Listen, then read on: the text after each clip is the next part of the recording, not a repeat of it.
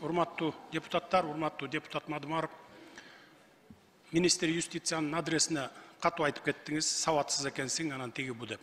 Сиздин бул абдан сүймөнчүк сөзүңүз да өзү. Бул министр сизден сабаттуулугу жагынан эч кем калбайт, ашса ашып кетет. Мына 3 тилде сүйлөйт, англисче, орусча, кыргызча свободно. 30 жылдан бери ала албай, ушул залда канча кыйкырыктар, кызыл чеке мушташ болуп келген кумтөрдү алууда ополтоодой салым кошкон. Эл аралык маселелерде дагы, юридикалык маселелерде. Түнкү саат 3-тө ойготуп туруп, конституцияны, закондорду сурасаңыз айтып берет.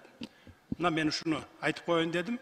Ал эми мурда сабаттуулар берип жиберген жерлерди биз бүгүн сабатсыздар кайтарып алып келип атабыз.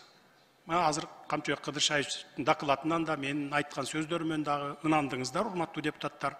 Мына сиз берип жиберген 4 көчө боюнча протоколго кол коюп жиберген. Аны айтып атпайсызбы? Мыйзамсыз, туалетке барып коюш керек деп.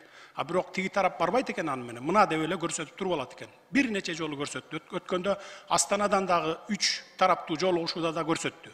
Мына монтип кол коюп берип коюлуп аткара бербейт деп.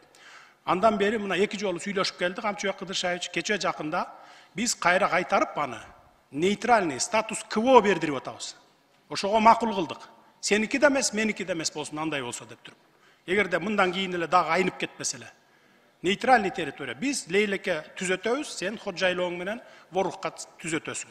Ортодо нейтральный зона болот деп бир канча квадрат метр жер. Ортодогу үйлөр алынат. Тажикстан тараптан 20га жакын үйлөр алынып кетип атат. Бизден 3-4 үй алып кетип атат, 3-4 үй.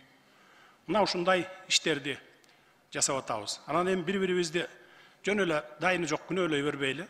Сен сабатсызсың, мен сабаттуумун дебейли. Көрүп жүрөбүз сабаттуулар кандай иштер жасагандарын. Рахмат. Рахмат. Кийинки сөз Айдарбеков Чыңгыз